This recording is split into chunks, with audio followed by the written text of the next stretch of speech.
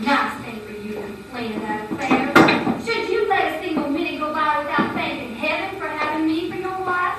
Did you deserve to marry a person like me? Certainly you give me too much honor. And I got good reason to congratulate myself when I wasn't that. Damnation. Don't get me going on that topic. I could say a few things. And what could you say? That's enough. We'll drop the subject. Just remember that we know what we know, and you were very lucky to find me. What do you mean, lucky to find you? A man who is bringing me to the poorhouse? A drunkard? A good-for-nothing who eats up everything I've got? That's a lie. I drink part of it.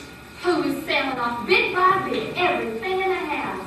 We mustn't let our possessions possess us. Who's even got rid of my own bed? You won't sleep so late. Who owns the furniture in the house? That makes moving easier.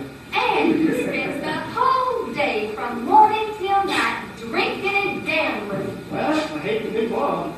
And while that goes on, what do you expect me to do with my family? Anything you like. I've got 4 poor little children on my hands. Put them down. And they keep flying out for bread. Give them a good whipping. When I've had plenty to eat and drink, I like everyone in the house to have his belly full. And you expect, you drunken lout, that things are going to go on forever this way? My dear wife, calm down. And I'm to put up your drinking debauchery to the end of time? Now, let's not get excited. And I won't find some way to make you behave? Sweetie, you know I'm not very patient, and you know I have a strong right arm. Well, I'm not afraid of your threats. My little lollipop, you're itching for something as usual. I'll show you I'm not afraid of you. My dainty pet, there's something you want me to give you. You think you frighten me with your talk? There are to my eternal vows, I'll box your ears in. Boozer! I shall pummel and bump it. South! I shall flog and fail it. Dirty no good! I shall administer the lash. Rascal! Happy! Coward! Scoundrel! Gallows bird! Beggar! Rogue! Waster! Villain! Thief! Well, you asked for it. What do you mean I asked for? What are you going on about now? Whoa!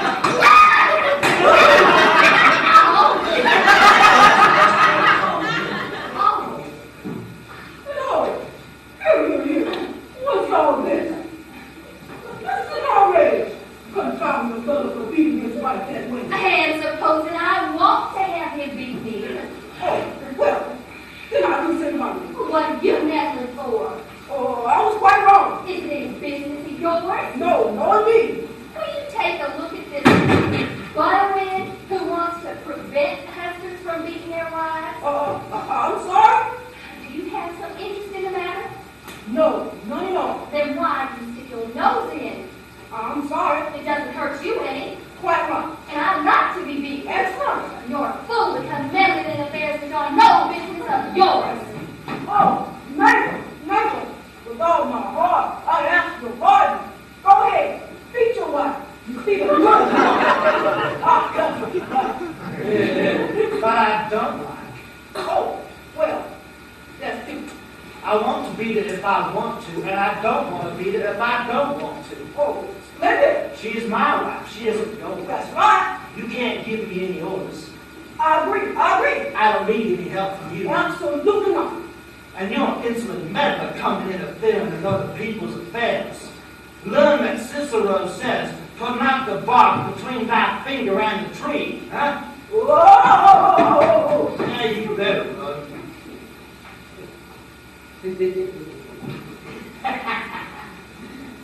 Well, now, let's make peace. Shake hands. Yes, indeed. After beating me that way, That's nothing. Shake hands. I don't want to. No, My sweet little wife. I won't. Come on. Nothing of the sort. Come on. Come on. No, I'd rather be angry. Now, come on. Oh, let me alone. Shake hands, I tell you. You hurt me too much. All right.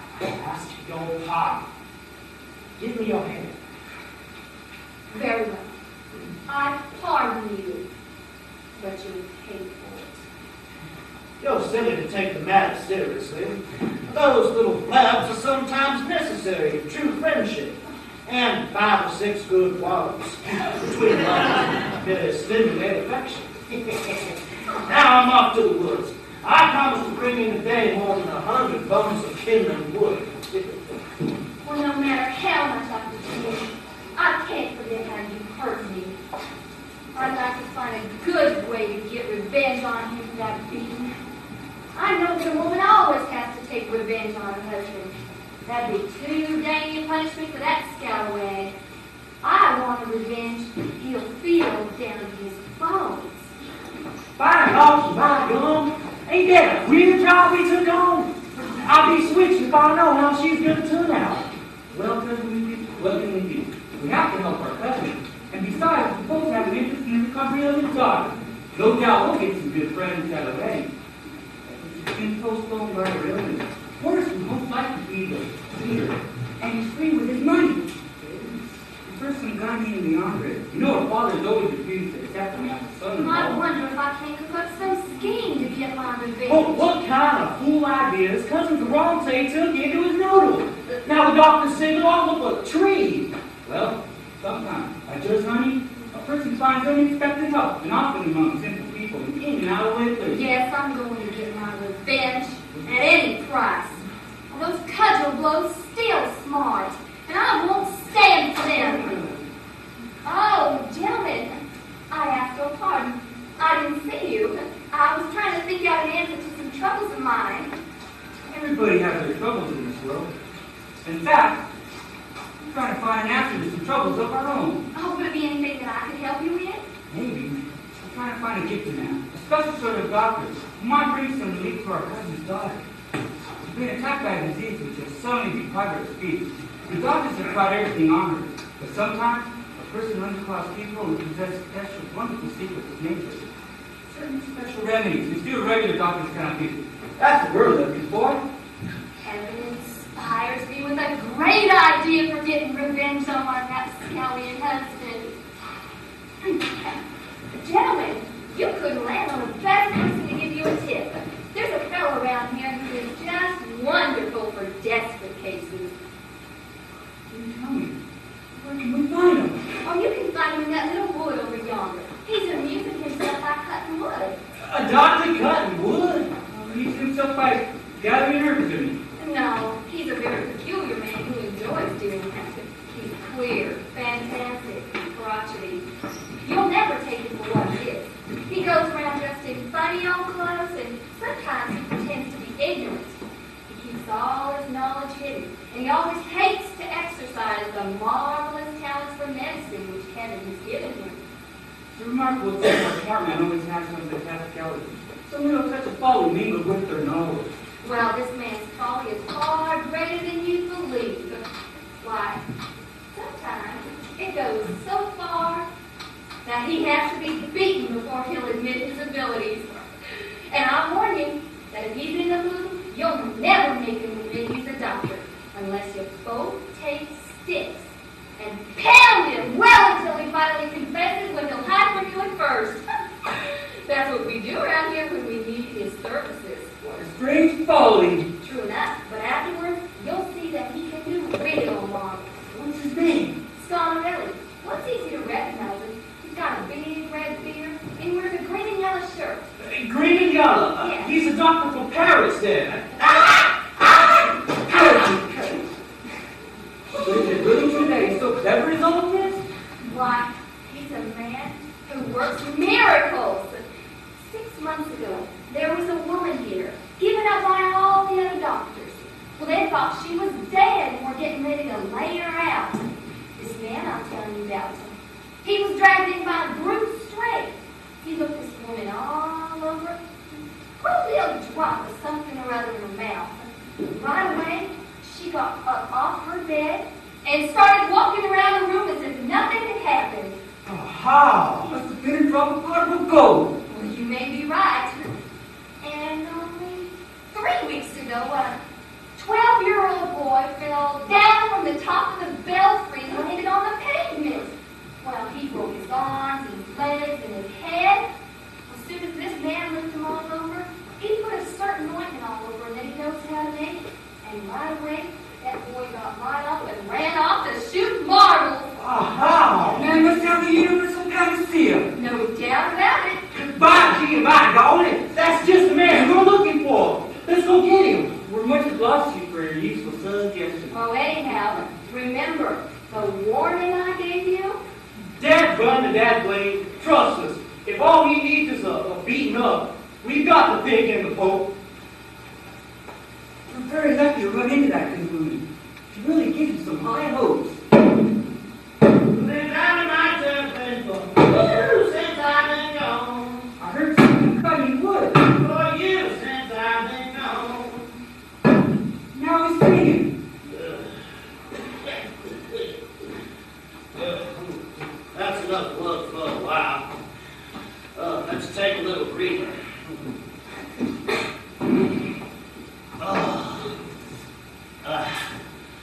Nothing like wood cutting to dry a man out. Well, I feel so lonesome. You hear me when I'm home. Well, I feel so lonesome. You hear me when I'm home. Who've been driving my tailplane out for you since I've been gone. God's truth. We must defend ourselves against morbid melancholy. That's the man himself. I reckon you're right. You landed smack onto him. Let's get closer. Natty little battle. I love my little cute. Everybody else would be jealous. What the devil? Those fellas gotta get to somebody. That's the man, certainly. It's his spin image, like they told us.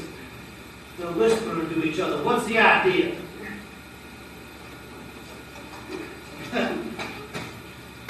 Oh! I ask your pardon, sir. Aren't you the gentleman named Sconorelli? What's all this? I'm asking if your name isn't Sconorelli. Well, yes and no. Depends on what you want. All we want to do is to pay him our warmest respect. Well, in that case, my name is Sconorelli. Sir, we're delighted to meet you. We have come to you for help in our present need. Well, if a sunken gentleman which pertains to my little business, I am prepared to render you every service. Sir, you're too kind. But, sir, put on your hat. I beg you. I find the sunshine too strong. Yes, kindly. Put your lid on. Light, anyhow. Sir, don't find strange that we've come to you. And the blue are always off for us. We've heard of your exceptional capacity.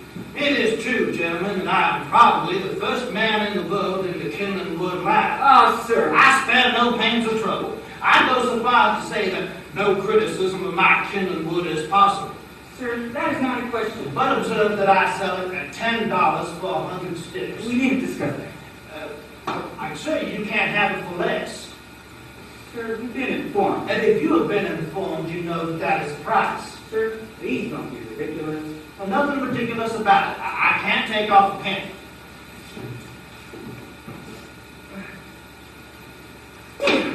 No.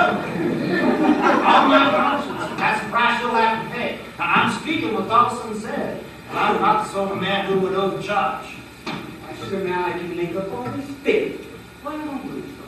Why should I learn that? A decision like you keep his great talents hidden. He's crazy. Sir, come do not argue with us. What? No use fiddling around with us. We know what's what. What are you trying to give me? What do you take me for, huh? Thank you for what you are, a great physician. Physician yourself. I'm not a physician and I never have been. There's his name. Sir, kindly do not make no further denials. Do not force us to extreme and painful measures. What do you mean? To expedients which would be distressing to us. Truth. Use any expedients you like. I'm not a physician and I don't know what you're talking about. I can see we're going to have to employ the usual systems.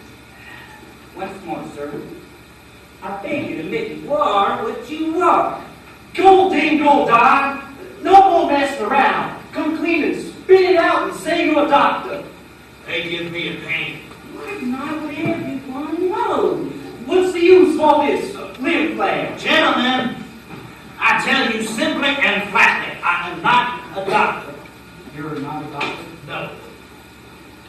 go, Doctor?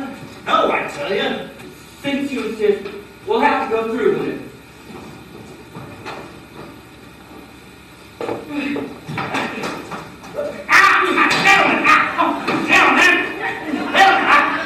Anything you like. Why, sir, you have applied to resort to this kind of violence? Why do you bully rag us into beating you up? I assure you, I have profound regrets. But Jesus, I'm sorry, Doc. What the devil is all this anyway? Is it a joke? Are you both crazy insisting I'm a doctor? What? You still surrender? You want to admit you're a doctor? Like the devil, I'm a doctor. It ain't true you're a dog, eh? No. Wait, take hold of me. Whoa!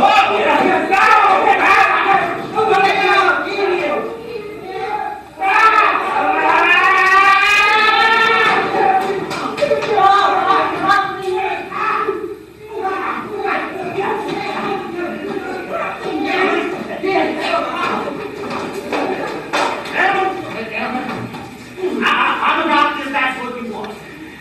I'm a physician, and an apothecary too, if you like. I'll consent to everything rather than be beaten to death. That's it, sir. I'm glad to see you in a reasonable mood. I sure am tickled to hear you talk that way. Ask for your most sincere pardon. Please excuse me for taking the liberty. Wait, maybe I'm mistaken. Maybe I've become a doctor without knowing it. Sir, you have no reason to regret your being your true self. You have every reason for satisfaction. But gentlemen, tell me, couldn't you be mistaken yourselves? Is it quite certain that I'm a doctor? Yes, by D and by dog. Honestly. Devil take me if I do it. What do you mean? You're the cleverest man on earth. A doc who's cured I don't know how many ills and complaints. Bless my soul. Woman was considered dead for 6 hours. The radio let her out when they gave her a drop of something. She came in and started walking around the room. Bless my soul. A 12-year-old boy fell down off the top of a belfry and he got his arms and legs and head busted. And you put some kind of salve onto him and he stood right up and went off to shoot marbles. Marbles. In short, sir, you'll be satisfied with our treatment and you will learn the movie you like if you let us take you to a certain place. I will earn whatever I like. Yes. Oh. I'm a physician. It slipped my mind, no question about it, but now I remember. Now, tell me, gentlemen, where's the trouble? Where do we have to go? We'll take you there where you see a girl who's lost her speech. Damnation, I haven't found it. Come on. Without a doctor's gown. Get you one. Well, take that. That's what I keep my potions in. Here, step on that. Doctor's orders. By gee and by golly, there's the kind of doctor I like. I think he'll do all right, because he's funny.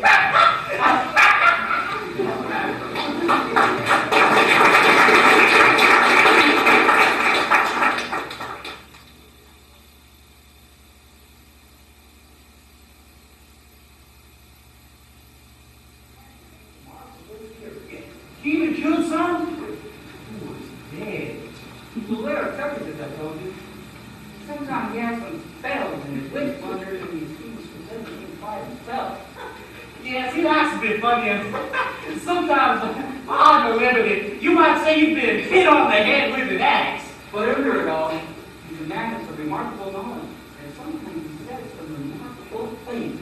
When he puts his mind to it, he spits it out as if he was reading it right off the book. His reputation spread about the region. Maybe we'll go to consulting him. Well, I'm dying to see you. I'll go and fetch him. Land's sake, sir, he won't do no more than all the others. It'll be 6 of one and half a dozen of the other. Now, the best medicine you can give your daughter, if you hate me, would be a fine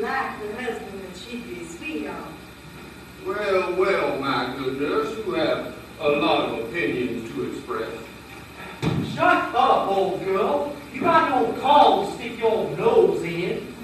I now and declare these doctors don't do no more good than so much plain water.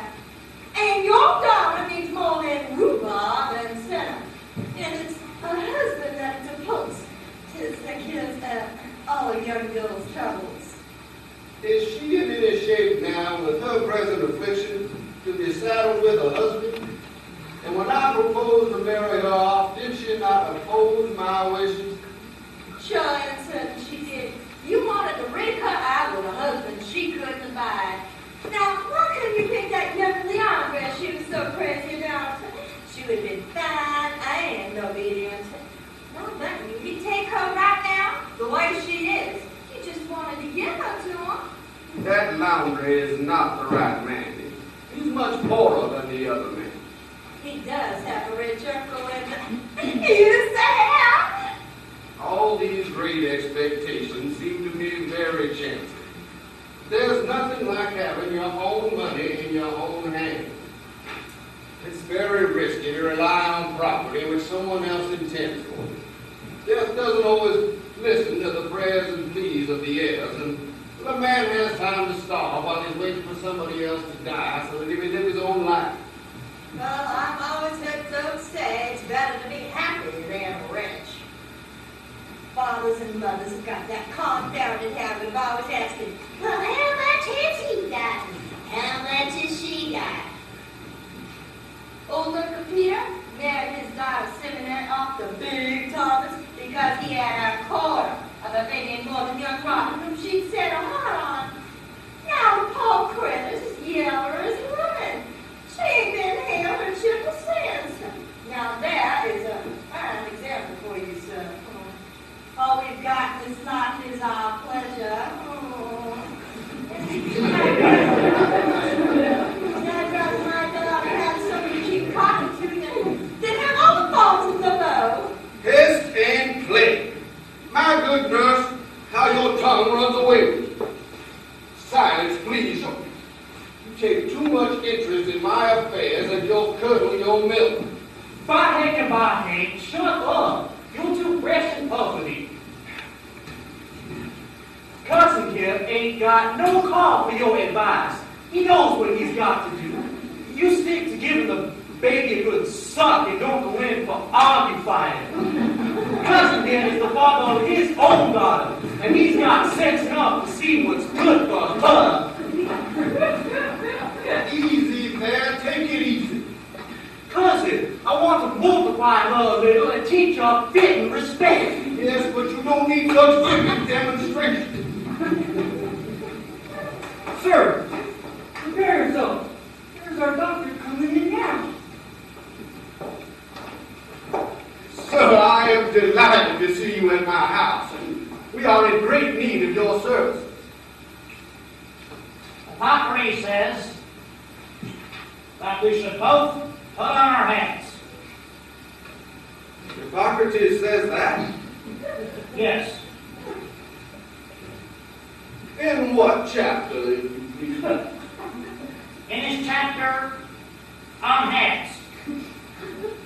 Well, since Hippocrates says to, we must do it. Doctor, having learned of the marvelous Who things... are you addressing, if you please? You. I'm no doctor. You aren't a doctor? No, really. Positively? Positively. No! You're a doctor now. Three I forgot. Oh, I told you he was a rather whimsical doctor. Yes, but do take his whimsicality. Don't pay no mind, cousin. It's just as fun. Well, I don't like that kind of fun. Sir, I ask your pardon for the liberty that I took. I am at your service. I am sorry. No harm was done. The little bee Not at all, not at all. which I have the honor to bestow upon you, Let's change the subject. Sir, I have a daughter which has fallen into a strange illness. I am overjoyed, sir, that your daughter has some need of me.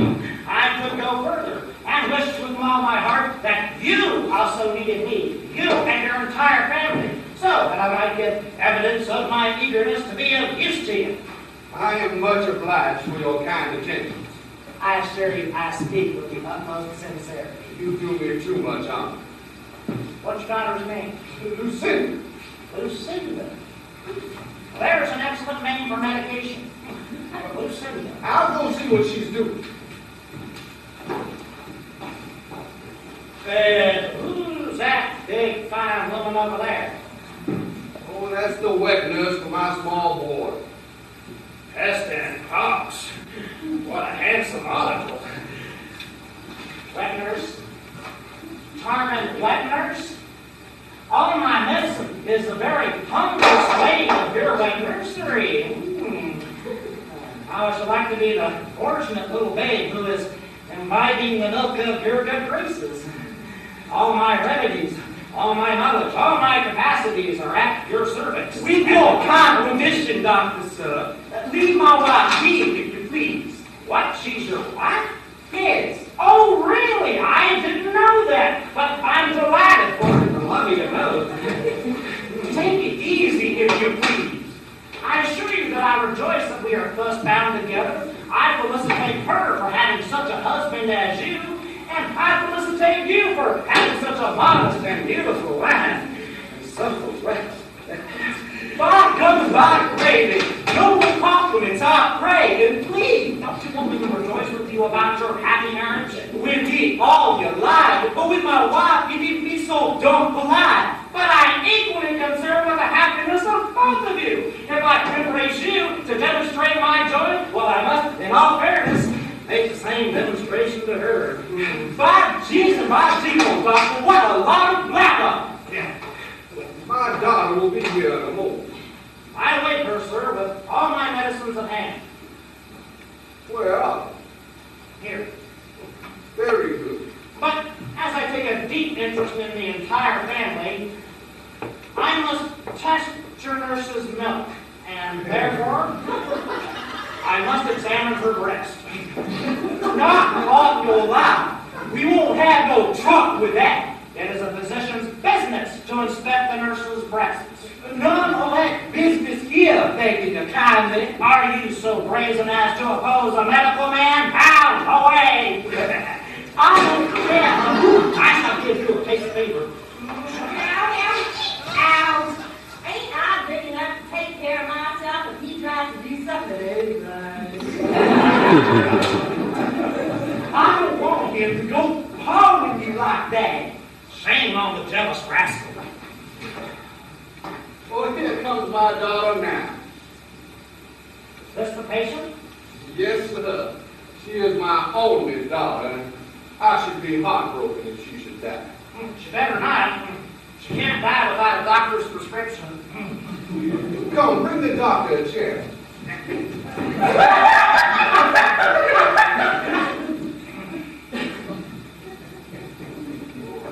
There's a patient who is by no means repulsive.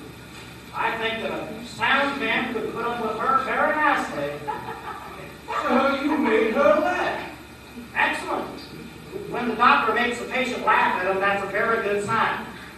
Well, now, what's the trouble? What's the matter with you? Do you feel any pains?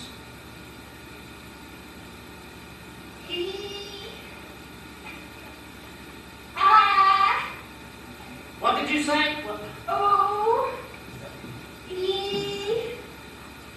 How's that? E-I-E-I-O? What the devil kind of language is that? Well, that's just her trouble, Doctor. She's become dumb, and so far no one's been able to find the cause. Her misfortune has caused the postponement of her marriage. What for? Well, the man she is to marry wants to wait till she's cured before concluding the affair. And who is the fool who doesn't want his wife to be done? God might have that disease. I take good care not to cure her. Anyway, we beg you to make your greatest efforts to relieve her of her madness. Don't worry.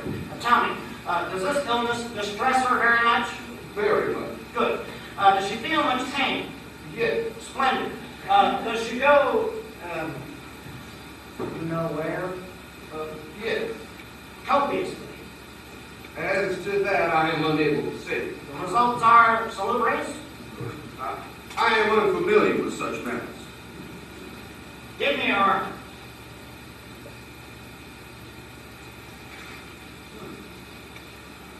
There's a post which indicates that your daughter is done. Well, that's exactly it, sir. You guessed it immediately. See how quick he guessed it? Our really good doctor knows things right away. And ignoramus might have been confused. He might have said, maybe it's this or maybe it's that. But I go right to the heart of the matter, and I tell you that your daughter is done.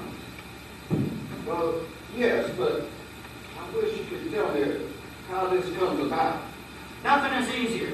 Now that comes from the fact that she has lost her power of speech. Very good. Could you tell me what is the cause of her losing her power of speech? All the best authors will tell you that it is an obstruction to the tongue's action.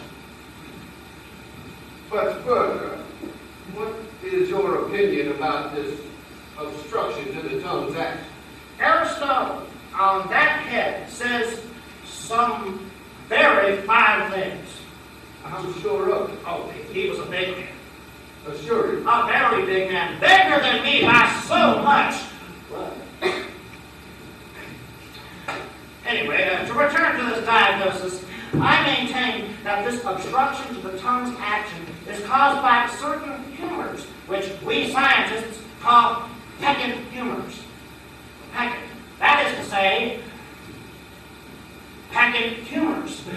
Inasmuch as the incongruity of the vapors which arise in the diseased area causing and arriving, well, you might say, you understand Latin? Not a word. You don't understand Latin? No. Adeste fidelis, lete triumphante, venite, venite, dominum, et lithium, et Cassius. Why did I never study? Now that is a smart man for you. Yes, that's so grand I don't catch on to a single word. Now, these vapors, which I refer to, making a passage from the left side where the liver is to the right side where the heart is, it comes about that the lungs, which we call in Latin or Mayan, have a communication with the brain, which we term in Greek nasbus. It comes about that the vapors encounter on the path the ventricles of the scapula by way of the vena cava, which we denominate in Hebrew Q-bile. And because the certain vapors have a certain malignity which is caused, I ask you to pay attention. Because the vapors have a certain malignity which is caused, I ask you to pay the closest attention. Oh, Because they have a certain malignity which is brought about, I ask you to pay attention, please. yes. Because they have a certain acridity which is caused by the tongue's action. It comes about that the vapors, oscillus, nequus, niquor, potenarium, quispamilus. That's about how it comes that your daughter's done. Oh, wasn't that lovely, husband? Why, I got that gift of gab. Well, I'm sure no one could argue the case better, but there's still one thing that bothers me. The heart and the liver, it seems that you have placed them incorrectly, and the heart's on the left side and the liver on the right. Yes, but we have changed all of that. We now use an entirely different method in medicine. Well, I can't study that. I ask your pardon for my ignorance. No harm done. You aren't as obliged to be as well informed as we are. Assuredly. But doctor, what do you think we ought to do to cure this disease? What I think we ought to do? Yes. Well, my opinion is that we should put her back to bed and give her as treatment a quantity of bread soaked in wine. Why is that? Because in bread and wine united, there is a certain sympathetic virtue which makes people speak. But don't you know that's what they give to parrots, and thus they learn how to speak? Parrots! That's right. Oh, the great man. Quick, go get some bread and wine. I'll come back later this evening to see how the patient is doing. Wait a minute, you. Sir, there's a certain wet nurse who needs some of my little remedies. Who, me? I'm feeling fine. Oh, that's bad, nurse. Very bad. Such good health is alarming. It wouldn't be a bad idea to give you a little bloodletting, or perhaps a nice enema.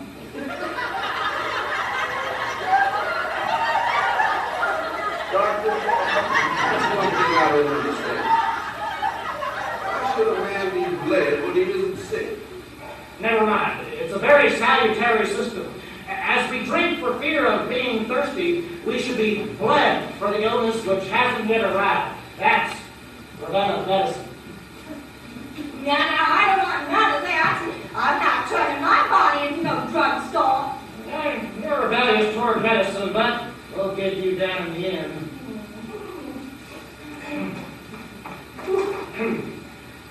I bid you good day, sir. Doctor, just 1 minute, please. What do you want to do? Give me just 1 minute, please, sir. Sir, what do you want me to do? I want to give you some money, sir. I won't take money, sir. Oh, but please. Not at all. But wait a minute. By no means. Oh, but please. Don't be absurd. Oh, there you are. I'll do nothing of the sort. Oh, Money is not my motive. I believe. They aren't counterfeit. No, sir.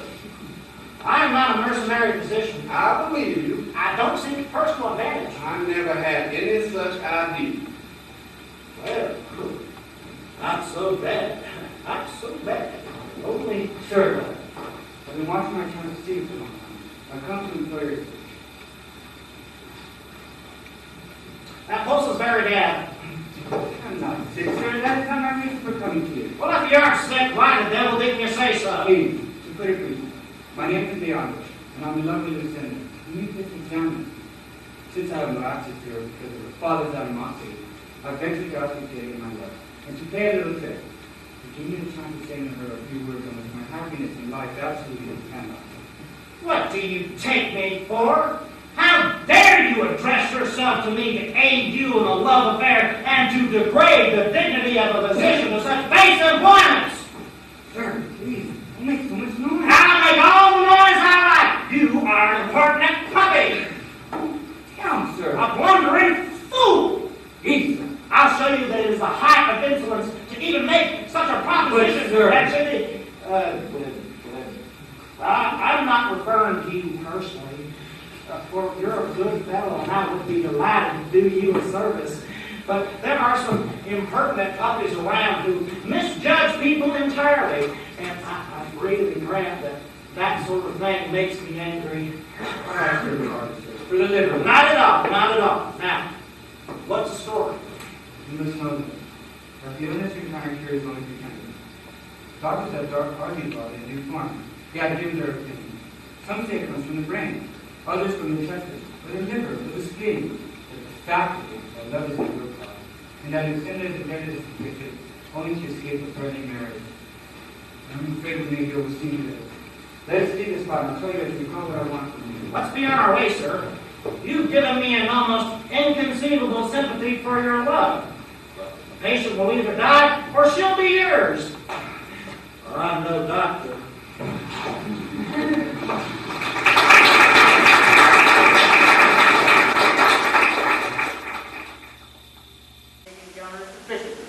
By all means. One thing is, I'd like to know a few big medical terms to decorate my speech and make it sound professional. Go on, that's not necessary. All you need is a costume. In fact, I don't know any more than you do. What? I'm damned if I know anything about medicine. Now, you're a good fellow, and I'm willing to confide in you as you have confided in me. Why, in fact, No, I tell you. I was kicked into the medical profession. I never had any idea of being a scholar. I didn't get beyond the 3rd grade. I don't know how they got this maggot in their heads, but when I saw they were bound and determined that I was a physician, well, I decided to be one, no matter who got hurt. Still, you wouldn't believe how pig-headed everybody is and taking me for a great healer. People come from all over to consult me. Things go on this way, maybe I'll stick to medicine for the rest of my life. I think it's the best trade there is, but whether you do well or badly, you get paid just the same. We never get blamed for doing a bad job. When we cut the cloth we work on to please ourselves. A cobbler making shoes can't spoil a piece of leather without paying for the damage. But for this job, we can spoil a man without it costing us a penny. Blunders aren't our fault. They're always the fault of the man who dies. In short, the nice thing about this profession is that dead men have the most marvelous decency and discretion. You never hear a dead man complain to the doctor who killed him. It is true that the dead are uncommonly polite on the subject. Here come some ladies who look as though they're coming for a consultation. You go wait for me near your lady's house.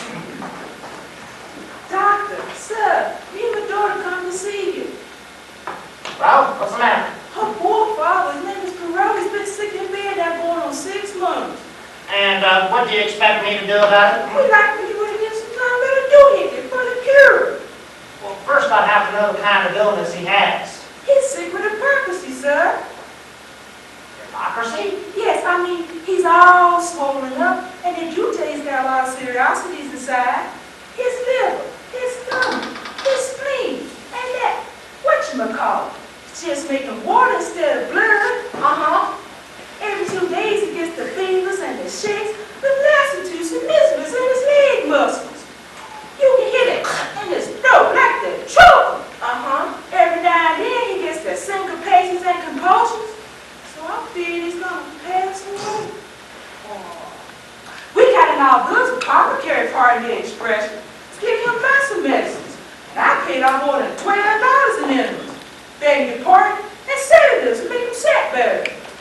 But all that, as the fellow says, just watered down the train. He wanted to give him a kind of fist called Molière, but to tell you the honest truth, I was scared it would finish him. I didn't tell the big doctors kill off the other folks with that invention. Come to the point, friend. Would you come to the point? The point is, sir, we're coming to ask you what we ought to do for you. I don't understand you at all. Sir, my papa's ailing, and here's $2 you bring it to get a cure. I understood you perfectly. Now, there's a young lady who knows how to express herself and who speaks clearly. Now, you say that your father is ill with dropsy, that his whole body is swollen up, that he has fevers and convulsions and syncopes and fevers or pains in the legs, or that is fainting fits. Yes, sir. That's it for certain. And now you want a remedy. Yes, sir. A remedy to cure. Well, that's what you kind of look at it. Look, here's a piece of cheese that you must make them swallow. Cheese, sir. Yes, it's a specially prepared cheese with gold, coral, pearls, and other precious substances ground up into it. Sir, we must be holding to you. We're making swallow straight off. That's right. And if he dies, don't fail to give him the best possible burial. Here's a lovely wet nurse. Nurse of my wet dreams. Vision of you is the rhubarb, cassia, and senna, which purge all the melancholy of my soul. Oh, my stars alive, doctor. Them's too fine words for me, and I don't understand none of your laughing. Fall ill, nurse. I pray you, fall ill for love of me. I would be only too delighted to cure you. Much obliged, but that life would take none of your cures. How I pity you, fair wet nurse, for having such a jealous, troublesome husband. Oh, well, it is a pittance for my sins. And where the goat is tied, there she must graze. What, such a bumpkin, a heck! Man who watches you every minute and won't won't even let anyone speak to him.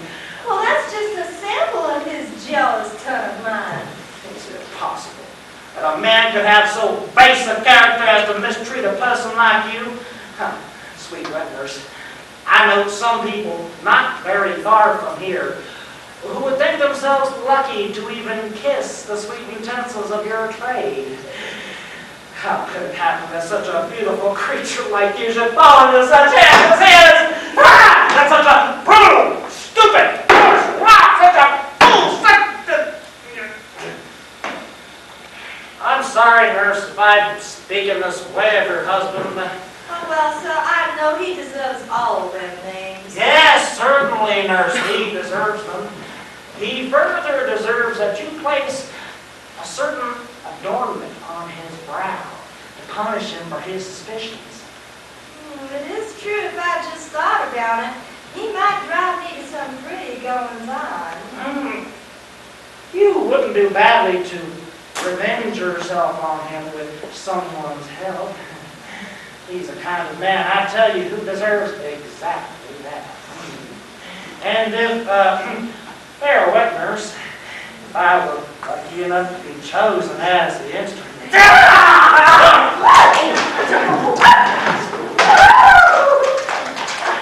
Hello, Lucas. You haven't seen our doctor around. Yes, by Jimmy. I've seen him, and my wife, too. Well, I wonder where he can be. I don't know, but I wish he was in hell's fire. Well, go find out what my daughter's doing. Go on. Doctor, I was just asking where you were. I was down here in the melon patch, taking a leak. Tell me, how's the patient doing? Well, a little worse since you took your medicine. Well, that's good. That's a sign that it's working.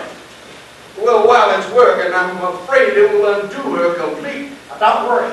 I have the remedies that are proof against everything. I've been waiting for her to come to her death agony. Who is that man? He's What? the man who. The man who. Oh, I understand. Your daughter will need him. So here is your daughter. She wants to walk around for a bit. Oh, that will do her good. Apothecary, feel her pulse. While I discuss her illness with you, sir. Sir, it is a great and subtle question amongst the learned whether women are easier to cure than men. Now, I beg you to listen attentively to this. Some say yes, others say no. I say yes and no, inasmuch as the incongruity of the opaque humors are the reason that the natural temperament of women is the reason why the grosser nature forever attempts to overmaster the sensitive nature. We find that the variation of their opinions depends on the oblique movement of the moon's circle, and as the sun, which casts its rays upon the concavity of the earth, finds all of these big honking trees and all of this stuff coming out I'm of. entirely incapable of ever taking my feelings. My daughter is speaking.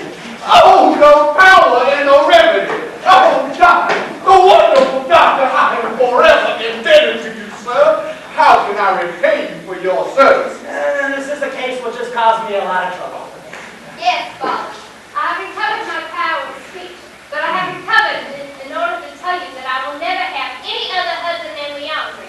And there's no use in your trying to give me the horse. But Nothing can change my resolution. You can argue all you please. All your talk will do no good. I have made up my mind about it. There is no parental authority which can force me to marry in spite of myself. Do whatever you like. It's no good. My heart can never submit to such tyranny. And I will take refuge in a convent rather than marry a man I don't love. No! By no manner of means. Absolutely not. You're wasting your time. I won't do it. It's all settled. what a flood of talk! I can't stand up against it. Doctor, I beg you to make her dumb again. That, I fear, is impossible. All I can do to serve you is to make you deaf if you like. I don't think. So you think that No, all your arguments will do no good. you will marry Horace and will do it this very day. I'll die, Buzz. Good Lord, stop! Let me medicate the affair. Now, the woman is still sick, and I know the remedy we must employ. Is it possible, sir, that you can also cure this malady of the mind? Yes, I have remedies against everything, and our apothecary will help in this cure. A word with you. You perceive that her infatuation with Leandre is entirely contrary to her father's wishes, and that there is no time to lose. Her humors are much inflamed, and I find it necessary to find very promptly a remedy for this disease, which might easily get worse with delay. Now, personally, I see only one cure, which is a dose of purgative get-away, which you will combine properly with 2 drachms of matrimonium in pill form. Now, she may make some difficulty about taking this medicine, but as you're a clever man at your trade, you'll have to persuade her to swallow the dose in the best way you can. Now, you two go and take a turn around the garden in order to prepare her humors, but above all, don't lose time. The remedy, quickly. The panacea. Doctor, what were those drugs you just mentioned? I don't believe I ever heard of them. They are drugs one uses only in credible cases. Well, have you ever heard such insolence as hers? Goes off sometimes a little headstrong. Oh, you won't believe how mad she is about that land. The heat of the blood has an effect on young minds. Ever since I learned of her violence of her attachment, I've kept her locked up. Very wise. And I've kept them from having any communication with each other. Excellent. If I let them see each other, some folly would have resulted. No doubt. I think she'd have maybe even been capable of running away with him. Sensibly argued. I've been warned that he's been making all sorts of efforts to try to see her, Scoundrel. but he's wasting his time. I'll keep him from seeing her all right. He's not dealing with a simpleton. He knows a few more tricks than he does. Anyone will have to get up early to catch you napping. By crocs and by crocky, cousin! Hell's a popping! Your daughter has gone and run off and hugged Leandre. And that there doctor was the one who done the trick. What? I'm rude. Call the police, but don't let him get away. Traitor, I'll have you punished by the law. That burn, that blame, that rot, Dr. Son, you're gonna get hung. So don't move. Oh dear, what a lot of trouble I had. I'm in this place. Well, how do you do? Tell me, what happened to that doctor I recommended to you? There he is. There. He's gonna get hung. What? My husband's going to get hung? Well, tell me now, what did he do then? He got our cousin's daughter kidnapped. Oh, my dear husband. Is it true? They're going to hang you? Well, judge for yourself. Are you going to let yourself die in front of everybody? And what can I do about it? Oh, well, if you can finish cutting the wood, it'd be some consolation. Get out of here. You're breaking my heart. No, I'm going to stay in order to cheer you up. I'm not leaving until I see you get home. The police chief will be here soon. He'll put you in a place where you're good and secure. Alas, you couldn't change it to a little log now, could you? No, the law must run its course. Sir, But what's this? I'm Leandre. I've come to present myself to you to entrust the Senate to your power. We are proposed to be together to get married. We are giving up this purpose in favor of more honorable behavior. I do not wish to steal your daughter from you. I desire only to receive her from your own hand. I have further news for you, sir. I've just been informed through letters that my uncle is dead and I'm dead. I've inherited all of his property. Sir, your merits are most worthy of my consideration. And I give you my daughter with the utmost joy.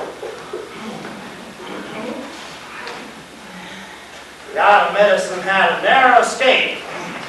Darling, since you aren't going to get hung, do me the favor of being a doctor. I am the one who gained this honor for you. Yes, you are the one who gave us some fine papers. The result is so happy. You shouldn't bear her any ill will. All right. I pardon you the beatings in consideration of the dignity to which you have elevated me. But prepare yourself from now on to treat with